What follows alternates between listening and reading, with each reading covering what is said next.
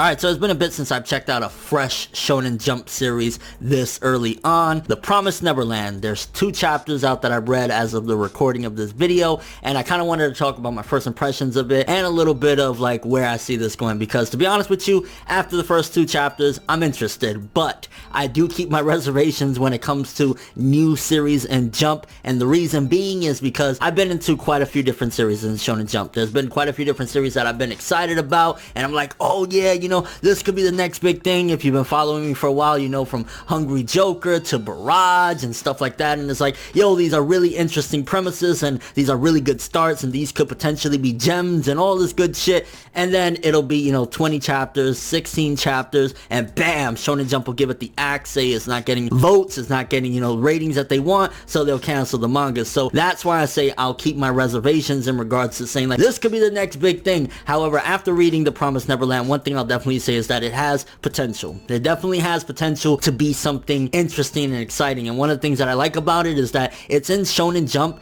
and it kind of feels like it's a mixture of maybe like some sort of horror type of series, which Shonen Jump rarely ever has anything like that, and usually when it does get the axe. If you read the manga Iron Knight, that was another one I was excited about. It was kind of like a horror manga, but it got the axe. This one definitely seems as though it has some of the characteristics that Shonen Jump likes, with like, you know, the kind of goofy, to a certain degree goofy main characters and stuff like that, which is something that Shonen Jump, you know, they really dig. Like, Shonen Jump always wants certain elements in their stories. They want the friendship thing where like the main characters, like, you know, all help each other to build upon their character and stuff like that, which The Promised Neverland definitely has based on the first 2 chapters. Now, in case you don't know, to give a brief synopsis, which does have a little bit of spoilers in order for me to give you a full-on grasp of what the story is about, basically these kids, they're in an orphanage, and for the most part it's been okay in the orphanage. Don't get me wrong, I mean, being in an orphanage in general, being an orphan isn't a good thing, but they've been passing their time pretty good. They're all about like 10, 11. There are kids that are younger, they're like 5 and 6 or whatever, but the main characters, Emma, Norman, and Ray, they're all about like 11 years old, and apparently when you turn 12, you get out of the orphanage. They either send you with somebody or something along the lines of that. It could be younger or whatever, but regardless of what, after a certain point, you do have to leave the orphanage, and they've been content up until this point,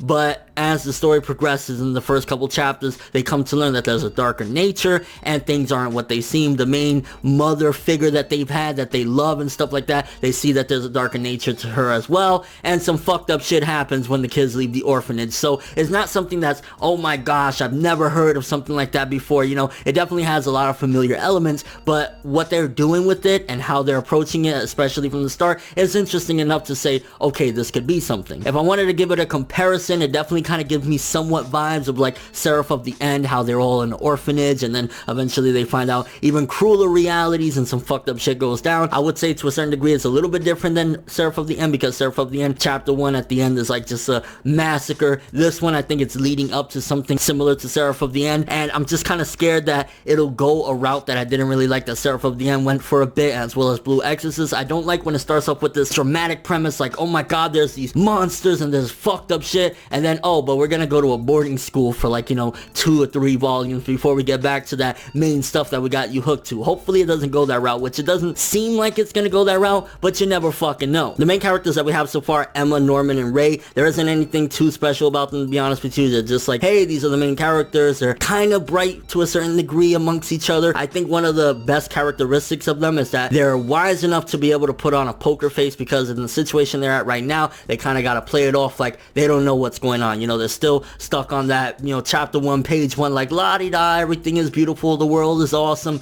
up until they can eventually make their escape. So I'll give the credit to these characters that, hey, at least they're able to put on a good poker face, because me, in that situation, an 11-year-old finding out that my life is pretty much a lie and I'm pretty much pigs to the slaughter, I'm gonna be fucking shitting bricks not knowing what the fuck to do with myself. So I'll give those characters credit for that, but aside from that, there's nothing really special about the characters. I think the interesting thing about The Promised Neverland, and what got me excited, is the premise, and to see how these characters are gonna maneuver to this, and on top of that, that it's a Shonen Jump series, so to see Jump actually have something like this, where it's kind of dark and, you know, dealing with orphans and stuff like that, it's interesting enough that I'm like, okay, you got me excited. But again, one of the main things is that I urge you to read this with your own discretion, as far as like, you know, in a month or 2 they could say, okay, no one gives a fuck about this manga, get it out of here. So it's kind of like, I'll say I definitely recommend at the very least read the first couple chapters chapters, see if you like it. Personally, I enjoy it, but just because I enjoy it and I think it has potential doesn't mean that Shonen Jump is gonna feel the same way, and doesn't mean that we're gonna have, you know, a 50 or 100 chapter manga series, you know, ongoing and stuff like that, because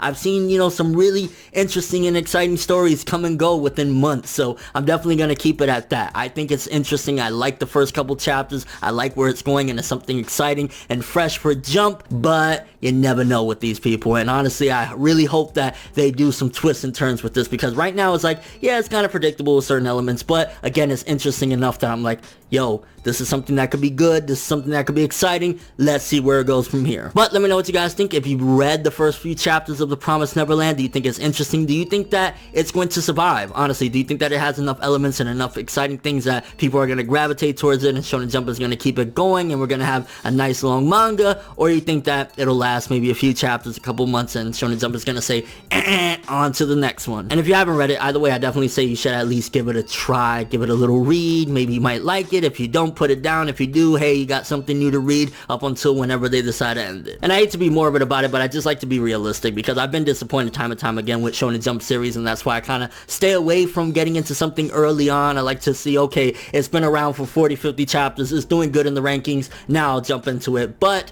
when I see something interesting and exciting, I'm like, okay, I'm gonna give it another try. I'm gonna go early on and see where it goes. And your overall thoughts of all this? It's good to see new Shonen Jump series that are actually not continuously doing the same thing, because there's a couple other new series that, like, they're alright, but it's like, seen it, done it, we've been through this, let's, you know, get something fresh. And I think that this is, for Shonen Jump, something fresh. But thanks for watching, hope you enjoyed. If you liked anything I had to say or enjoyed the video, drop me a like, I'd greatly appreciate it. And if you want more from me, make sure to subscribe, follow me on Twitter, Instagram, and stalk me on Facebook to get more when the video ends. I'm ForneverWorld, and as always, people, have an awesome day.